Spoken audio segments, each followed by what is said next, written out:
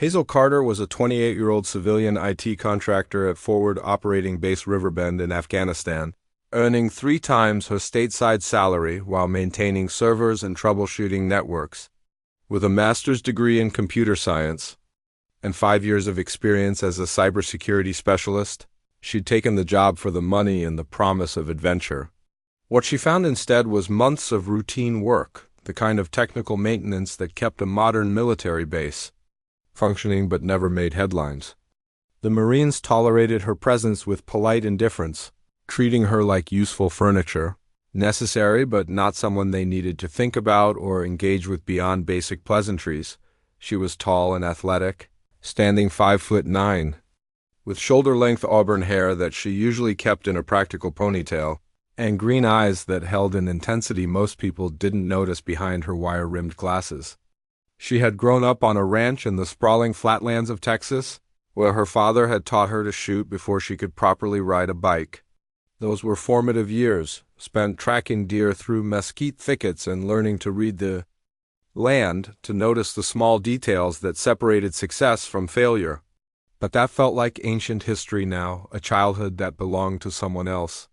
These days, her weapons were keyboards and code, not rifles and rounds. She'd traded the wide-open spaces of Texas for the confined corridors of a military base, and the closest she came to combat was debugging security protocols.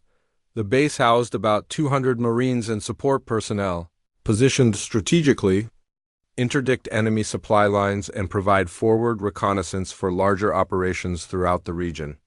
Command considered it a relatively safe assignment, a place where young Marines could gain experience without facing the intense combat of the more contested areas. Enemy activity in the surrounding territory was supposed to be minimal, more nuisance than threat, occasional potshots and sporadic mortar fire that rarely caused serious damage. That assessment, based on months of intelligence gathering and observation, proved catastrophically wrong. At 0300 hours on a cold October morning, Hazel was pulled from sleep by the distinctive whistle of incoming mortar, a sound she'd learned to recognize during her 6 months on base. She rolled out of her bunk in the civilian quarters, her mind still fuzzy with sleep, as the first explosions walked methodically across the base in a pattern that suggested careful planning rather than random harassment. Boom, boom, boom, each detonation closer than the last, shaking the building's foundations. The lights went out instantly, plunging everything into darkness before emergency power kicked in, bathing the corridors in an eerie red glow. The base alarm began wailing, a piercing sound that cut through the explosions, and over the intercom came the voice of the duty officer, trying to maintain calm despite the urgency in his tone, announcing that all personnel should report to defensive positions, that this was not a drill, that they were under attack. Hazel grabbed her body armor, which all civilian contractors were required to have even though most never expected to use it, and stumbled toward the designated bunker where non-combatants were supposed to wait out attacks. Her hands shook as she fastened the straps, adrenaline already flooding her system. But as she moved through the dimly lit corridors, she could see through the reinforced windows that this wasn't the usual harassment fire they occasionally received, the random mortar that exploded harmlessly in empty areas or the scattered rifle shots that pinged off concrete walls. This was something much worse, something coordinated and deadly. Through the reinforced glass, she could see the wire perimeter glowing with explosions as enemy sappers systematically blew gaps in the defensive barriers. Beyond that, in the darkness, broken only by muzzle flashes, she could see a large attacking force, much larger than the scattered fighters who usually took potshots at the base from a safe distance. She reached the bunker to find it already packed, with civilian contractors, cooks, clerks, supply specialists, and other non-combatants, maybe 30 people crammed into a space designed for 20, all pressed together in barely controlled panic. The air was thick with fear and the smell of sweat. Someone asked what was happening, their voice cracking with terror. Jack Morrison, the base's senior contractor and a former Army sergeant who'd been doing this work for years, replied that it was a coordinated attack bigger than usual, something the enemy had clearly been planning for weeks or even months. The bunker shook as explosions continued to rock the base, dust falling from the ceiling with each impact. Through the thick concrete walls, they could hear automatic weapons fire, not the scattered shots of a probe, but the sustained firing of a major assault. The sound of magazines being emptied and immediately reloaded. Someone else, Sarah from the IT department, asked how long these attacks usually lasted, her voice trembling.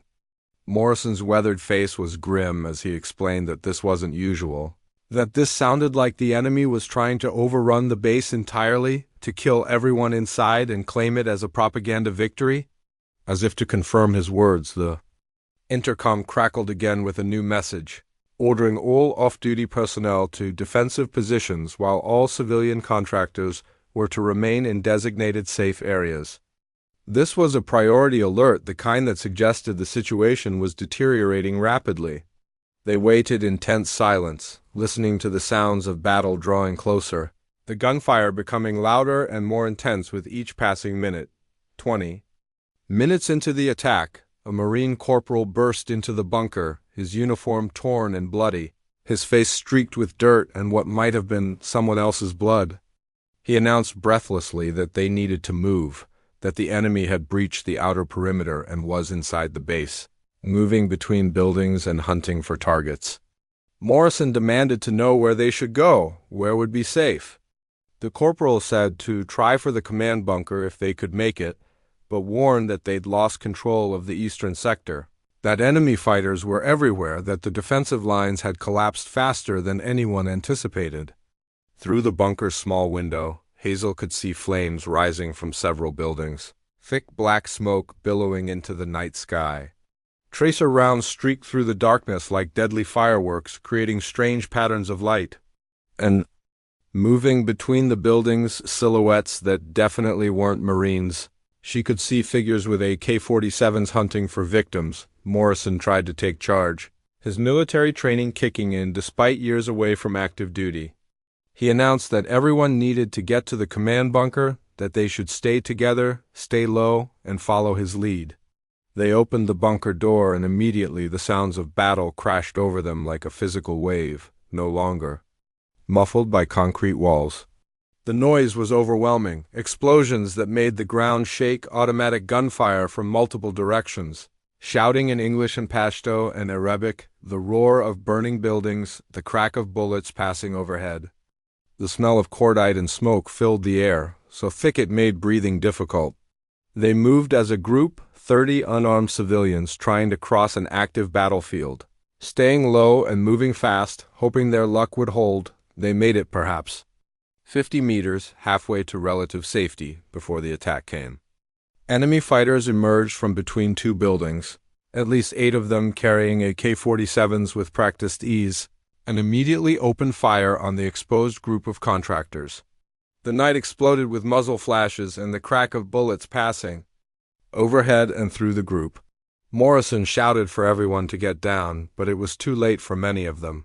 Several people dropped immediately, some hit by the initial volley, others diving for cover. Hazel dove behind a concrete barrier as bullets whined through the air where she'd been standing a second before, the near misses so close she could feel the displaced air. Around her, people were screaming, some in pain from wounds, some just in terror, all trapped in the open with nowhere to go and no way to fight back. She looked around desperately, her mind racing through options and finding none that didn't end with everyone dead. Then she saw him, a young Marine, couldn't be more than 19 years old, lying motionless behind an overturned vehicle about 10 meters away. His M4 rifle lay beside him along with several magazines of ammunition still attached to his tactical vest. The enemy fighters were advancing with the confidence of hunters approaching trapped prey, preparing to finish off the scattered civilians with methodical brutality. In maybe 30 seconds, they'd all be dead, and Hazel knew it. She made a decision. That would change her life forever, acting on instinct rather than rational thought. She sprinted from cover, bullets cracking past her so close she could hear them cutting the air, and dove behind the overturned vehicle where the Marine lay. She checked him quickly with trembling hands, finding no pulse, multiple gunshot wounds to his chest and abdomen, but his gear was intact and his weapon was still functional. She grabbed his M4 rifle, the weapon feeling both foreign and familiar in her hands. Foreign because she hadn't held a military rifle since the basic firearms training all contractors received 6 months ago, training she'd barely paid attention to because she never expected to need it. Familiar because the principles were fundamentally the same as the hunting rifles she'd grown up with in Texas, the ones her father had taught her to shoot with precision and respect. The safety was off, a full magazine was loaded, and the selector switch showed it was set to semi-automatic. Hazel flicked it to full auto with hands that had stopped shaking.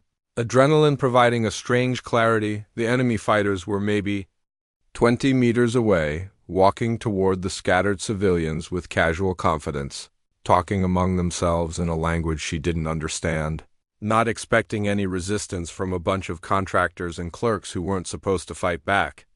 They'd already won in their minds, were just cleaning up the details. Hazel rose from behind the vehicle, brought the M4 to her shoulder with the muscle memory from 1,000 hunting trips, and opened fire. The M4 bucked against her shoulder as it spat bullets in full automatic mode, the recoil manageable if you knew how to handle it. Her first burst caught the lead fighter center mass, dropping him instantly with a surprised look frozen on his face. She shifted aim smoothly and fired again, catching the second fighter before he could react or bring his own weapon to bear. The remaining 6 fighters dove for cover, suddenly realizing they weren't dealing with helpless civilians anymore, that someone was shooting back and shooting well. Morrison's voice carried over the gunfire, shocked and amazed. He asked what she was doing, the question almost rhetorical. Hazel called back while reloading the M4 with practiced efficiency, her hands moving through the motions automatically, that she was staying alive and everyone needed to get to cover and move toward the command bunker while she provided covering fire.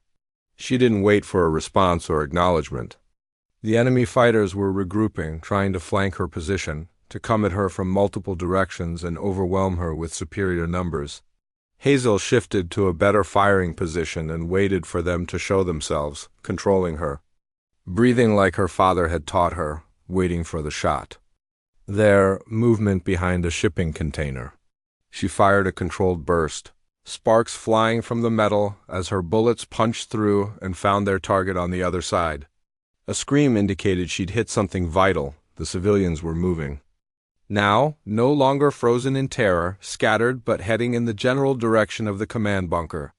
Morrison was trying to organize them, get them moving as a cohesive group instead of panicked individuals, but enemy fire kept forcing them to take cover behind whatever they could find.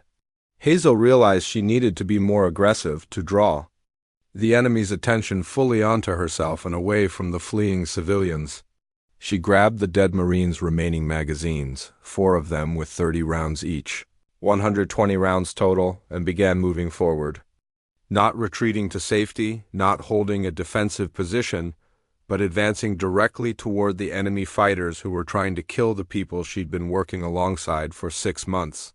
People she'd eaten meals with and shared jokes with and who deserved better than dying in the dirt. Morrison shouted for her to fall back, to get to safety, but Hazel responded negative, firing another burst that sent 2 enemy fighters scrambling for new cover. She told him to keep moving, that she had this situation under control. She didn't know if she actually had it under control. She'd never been in combat before this night, had never fired at another human being, had never faced the chaos and terror and confusion of a real firefight where people were actively trying to kill you. But she was learning fast, adapting on the fly, and the lessons were being written in blood and adrenaline and the bodies of enemy fighters, who'd made the fatal mistake of underestimating her. The enemy fighters were professional soldiers, trained and experienced in combat, men who'd been fighting for years in these mountains and valleys. But they'd expected to be hunting sheep tonight, massacring helpless contractors who couldn't fight back, not dueling with a Volf who refused to back down. They'd come prepared psychologically and tactically for one kind of fight and found themselves in another entirely. Hazel used their confusion and hesitation ruthlessly, the way a predator uses any advantage. She moved constantly, never staying in one position long enough for them to get a fix on her location, to call in support or coordinate an effective response. fire, move, always advancing, always putting pressure on them, always making them react to her actions instead of executing their own plan. A fighter appeared around the corner of a building, AUK-47 raised and ready to fire. Hazel's M4 spoke first, a 3-round burst that caught him in the chest and put the man down permanently. Another tried to circle around her flank, thinking he was being clever, trying to get behind her. She saw him coming because she'd been watching her periphery, shifted position smoothly, and caught him in the open with nowhere to hide. 5 rounds center mass, and he dropped like a puppet with its strings suddenly cut. The remaining fighters were breaking now, their tactical cohesion falling, apart under sustained pressure from a single determined shooter who absolutely refused to be intimidated or driven back.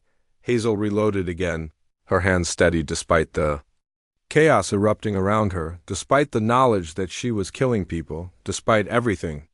The civilians were moving better now, gaining confidence, getting closer to the relative safety of the command bunker under her covering fire. But she could see more enemy fighters emerging from other parts of the base, attracted by the sustained gunfire, coming to reinforce their comrades or investigate what was happening. A new voice called her name, this one carrying authority and command presence. She turned to see Staff Sergeant Mike Torres, a Marine squad leader she recognized from the base, approaching with 3 other Marines in full combat gear. All of them looked at her with expressions of complete amazement, unable to reconcile what they were seeing with what they knew about civilian contractors. Torres asked what the hell she was doing, his tone somewhere between impressed and confused. Hazel replied without taking her eyes off the battlefield, scanning for new threats, that she was doing her job, and asked where he needed her. Torres blinked, processing this, and pointed out that she was a civilian contractor, not a combatant. Hazel corrected him, saying she was a person with a rifle who didn't want to die tonight, and from the sound of things going on around them, he needed every shooter he could get. She asked again where the main attack was concentrated. Torres studied her for a long moment, taking in her steady hands, her proper firing stance, the growing pile of enemy bodies around her position, the evidence of her effectiveness. He explained that the eastern perimeter had been breached in 3 places, that they were falling back to secondary positions, that the situation was deteriorating rapidly. Hazel said they shouldn't fall back, that they should go forward instead. Take the fight to the enemy. Torres started to object, pointing out respectfully that she wasn't trained for this kind of combat. Hazel interrupted him, stating flatly that she'd just eliminated 6 enemy combatants in close-quarters combat while providing effective covering fire for 30 civilian evacuees, and asked how much more training he thought she needed. Torres looked around at the bodies scattered across the ground, then at his Marines who were watching this exchange with fascination, then back at Hazel with her rifle and her determination. He said Jesus under his breath, then made a decision. She could come with them, but she had to follow orders and not do anything stupidly heroic, that they worked as a team. Hazel agreed, saying roger that, and they moved toward the eastern perimeter as a cohesive unit, 4 Marines and 1 very determined civilian contractor who just discovered something about herself. The sound of gunfire was intense from that direction, punctuated by explosions that lit up the night sky and the occasional scream of wounded men. As they got closer, moving tactically from cover to cover, they could see the situation was bad, possibly catastrophic. The enemy had blown 3 large gaps in the wire perimeter and was pouring fighters through them in a steady stream, more than anyone had anticipated. The Marines' defensive positions were being systematically overrun, and they were falling back toward the center of the base, giving ground reluctantly but unable to hold against superior numbers. Torres reported over his radio that command estimated at least 50 hostiles inside the perimeter, maybe more, and they were trying to take the command bunker and the communications center to decapitate the base's ability to coordinate a defense or call for help. One of his Marines asked about rules of engagement. Torres replied grimly that they should kill them all, that this was a fight for the survival of the base itself. They took position behind a concrete barrier that gave them an excellent field of fire across the main approach to the command bunker, a natural choke point that any attacking force would have to cross. From here they could see enemy fighters moving in small groups of 3 or 4, trying to advance under covering fire from their comrades, using proper tactical movement that spoke to their training and experience. Torres called out targets and told everyone to engage at will. Hazel sighted through her M4's iron sights and found her first target, an enemy fighter with an RPG launcher setting up to fire at a defensive position, range about 100 meters. She fired a controlled burst and watched the fighter drop, the RPG falling unfired. One of the Marines muttered appreciation for the nice shot. The enemy reacted quickly to their fire, professional soldiers adapting to a new threat, turning attention toward their position. Bullets began impacting the concrete barrier, sending chips of stone flying, some passing overhead with that distinctive crack that meant they were close. But Hazel had learned something important in her first firefight, a lesson that would serve her. Fear was manageable if you had something concrete to do, if you could channel it into action rather than letting it paralyze you. And right now, her job was shooting enemy fighters with precision and efficiency. She worked methodically, the way she'd worked when hunting deer back in Texas, picking targets carefully and engaging them with controlled bursts rather than spraying bullets wildly.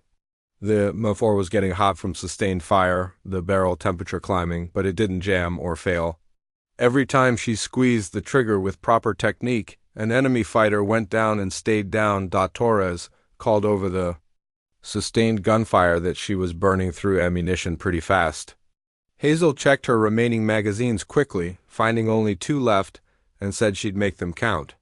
One of the Marines, a young lance corporal who couldn't be much older than the dead Marine whose rifle she'd taken, tossed her 2 of his own magazines, saying she was shooting better than half his squad and deserved the ammunition more. The battle raged for another hour that felt like an eternity, wave after wave of enemy fighters trying to advance, trying to reach the command bunker, met by increasingly desperate defensive fire from the remaining Marines and one determined Contractor. Hazel lost count of how many fighters she'd engaged, how many times she'd pulled the trigger. The M4's barrel was too hot to touch now, but she kept firing because stopping meant dying. Then the ammunition started running critically low for everyone, magazines empty or nearly so, and Torres said reluctantly that they needed to fall back, that they couldn't hold this position without more ammunition. One of his Marines asked where they should fall back to, what position they could defend.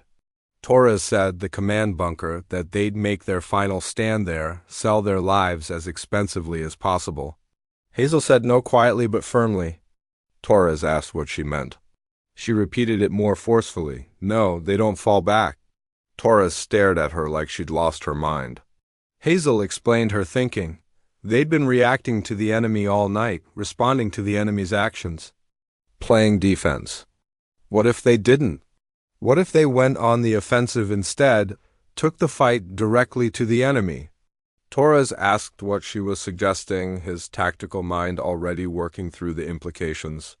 Hazel said they should stop defending and start hunting, that the enemy was expecting them to hunker down and defend fixed positions, to fight the kind of battle the enemy wanted. What if they did the opposite? What if they became the hunters instead of the hunted? Torres pointed out that was insane, that they were outnumbered at least 10 to 1, that the odds were impossibly against them. Hazel countered that the enemy didn't know the exact numbers, that they were scattered all over the base in small groups, that if Torres's team moved fast and hit them where they didn't expect it, they could take the enemy apart piece by piece before they could consolidate their forces. The Marines exchanged glances, considering this radical proposal. It was crazy, absolutely crazy, but it was also the kind of unconventional thinking that sometimes won battles when conventional tactics had already failed. Torres asked if she'd ever done anything like this before, if she had any experience with this kind of operation. Hazel admitted no, she hadn't, but pointed out that she'd grown up hunting game in Texas and the principle was fundamentally the same. You don't wait for the prey to come to you and walk into your sights. You go find it, track it, corner it, and take it down on your terms. Torres made a decision that probably saved the base and everyone in it. He said, okay, they'd hunt, but they'd do it smart and professional. They'd move as a team, hit fast and hard, and get out before the enemy could react or bring reinforcements. And he told Hazel directly that she wasn't a contractor anymore, not tonight.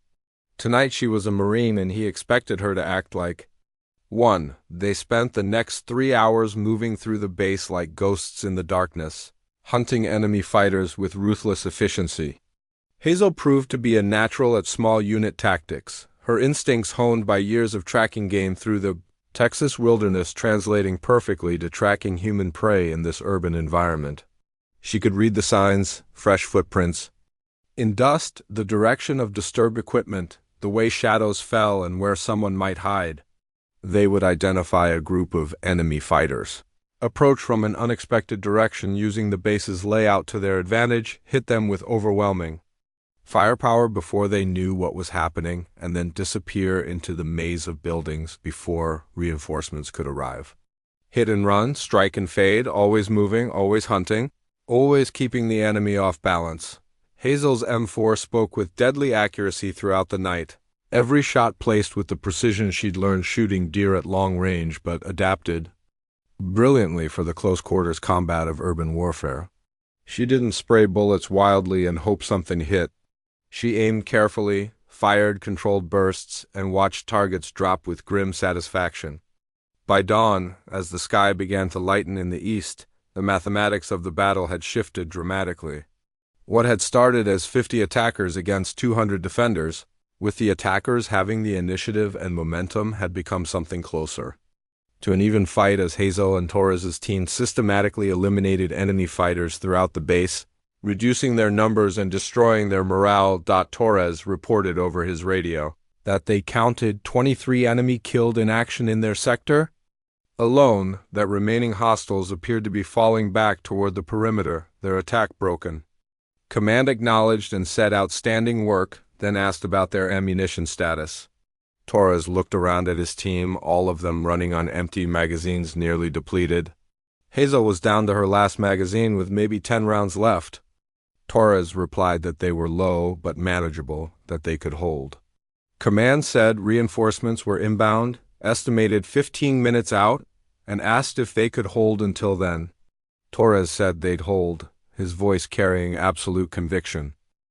But as they spoke, one final group of enemy fighters made a desperate assault on the command bunker, a last-ditch attempt to salvage something from their failed attack. 6 fighters with automatic weapons running across open ground, determined to complete their mission even if it killed them all, which it would. They didn't see Hazel and the Marines positioned in the shadows until it was far too late to change course or retreat. Hazel's final magazine held 30 rounds, a full load. She used 28 of them in carefully controlled bursts, each burst dropping a fighter with clinical precision until all 6 attackers lay motionless in the courtyard, their blood pooling on the concrete. The base fell silent except for the crackle of fires, still burning, and the moans of wounded men who needed medical attention. One of the Marines whispered Jesus Christ, his voice full of awe, and asked how many enemy fighters she'd killed tonight. Hazel performed a quick mental count, going through the firefights methodically, and said 17 confirmed kills, maybe more that she couldn't be certain about.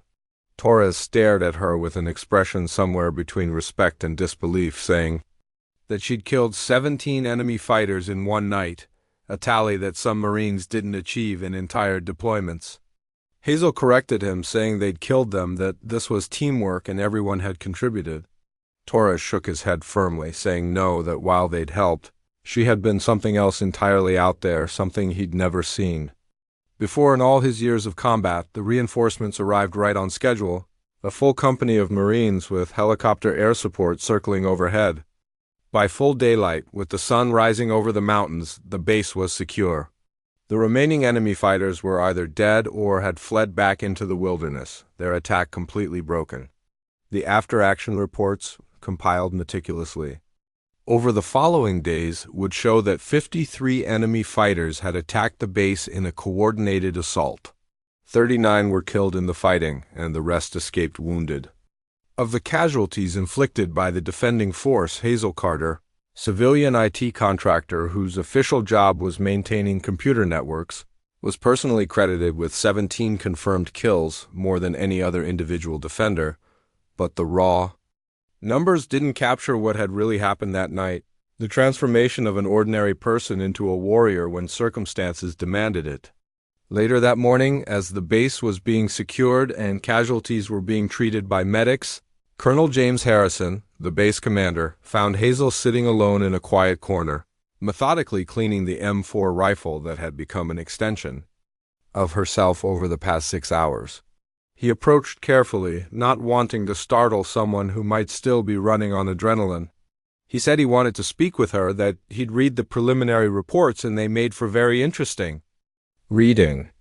Hazel looked up, exhaustion evident in her green eyes, dark circles underneath them from stress and lack of sleep. Harrison sat down beside her without waiting for permission and said that, according to the reports, she'd killed 17 enemy combatants in action, successfully defended a civilian evacuation under fire, and provided tactical leadership to a Marine fire team, all while her official job description read Network Systems Administrator. Hazel said. Simply that she'd just done what needed to be done, what anyone would have done in her situation. Harrison said yes, she'd done what needed to be done, but then asked the more important question, why?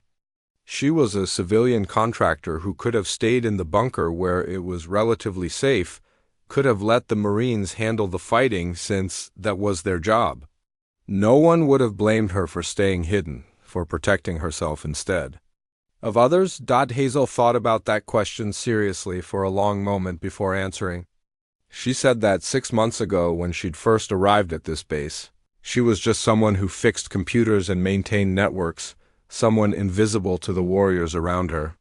But over these months, living and working here day after day, this place had become home to her. And these people, the Marines and contractors and support staff, they've become her family even if they didn't realize it.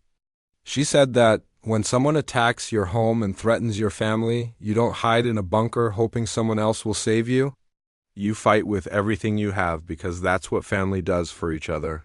Harrison nodded slowly, understanding on a deeper level than she'd expected. He told her he was going to ask her something, and he wanted her to think very carefully before answering, because it would change the course of her entire life. The Marine Corps was always looking for exceptional people, individuals with natural leadership ability, tactical instinct, and the kind of raw courage she displayed last night. If she were interested, and he stressed this was purely hypothetical at this point, there might be opportunities for someone with her unique combination of skills and proven combat effectiveness.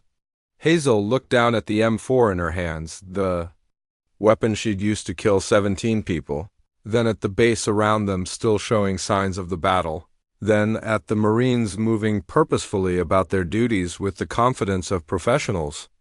She asked what kind of opportunities he meant specifically. Harrison explained.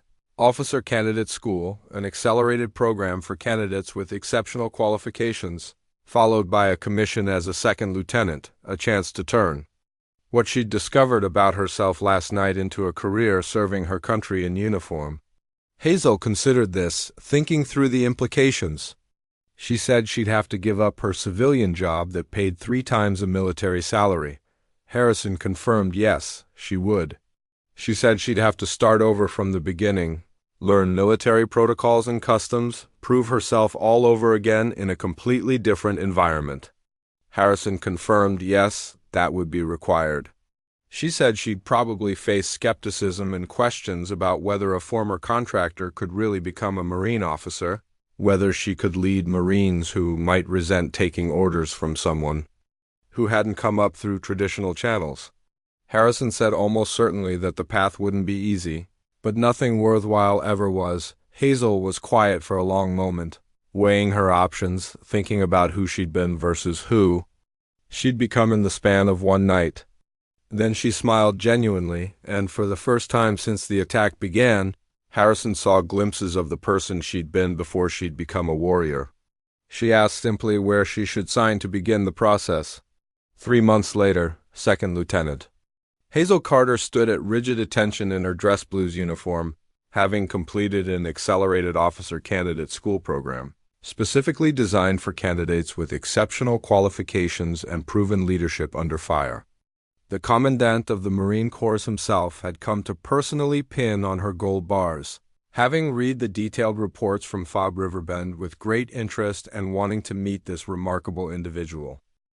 After the ceremony, surrounded by proud family and fellow Marines, the Commandant told her that she represented something profoundly important to the Corps.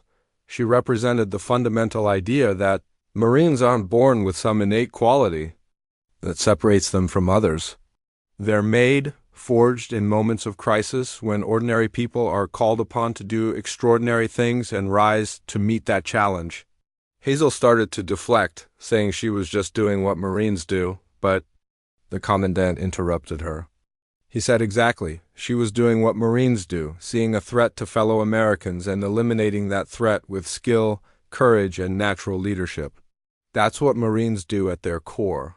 That's who they are as an institution and as individuals. He paused for effect, then continued, telling her she had a choice now that most new lieutenants didn't get. She could have any assignment she wanted, a comfortable staff job at headquarters pushing papers, a position in training command teaching others, military education programs, whatever she desired. Hazel thought for just a moment before answering. She said she'd like to go back to Afghanistan, back to a forward operating base similar to Riverbend.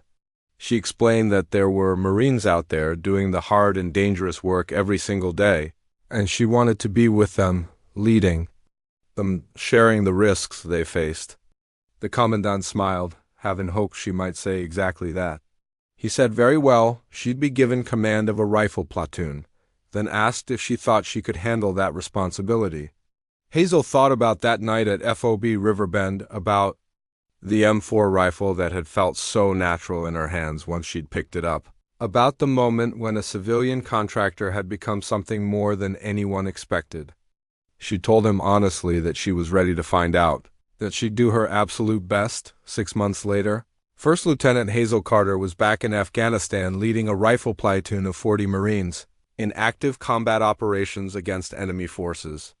The Marines under her command knew her story intimately because everyone in the Corps knew about the legendary contractor who'd held off 50 attackers with nothing but a borrowed M4 and pure determination. But they followed her orders not because of what she'd done before, not because of her reputation or the medals she'd earned, but because of what she did every single day as their leader.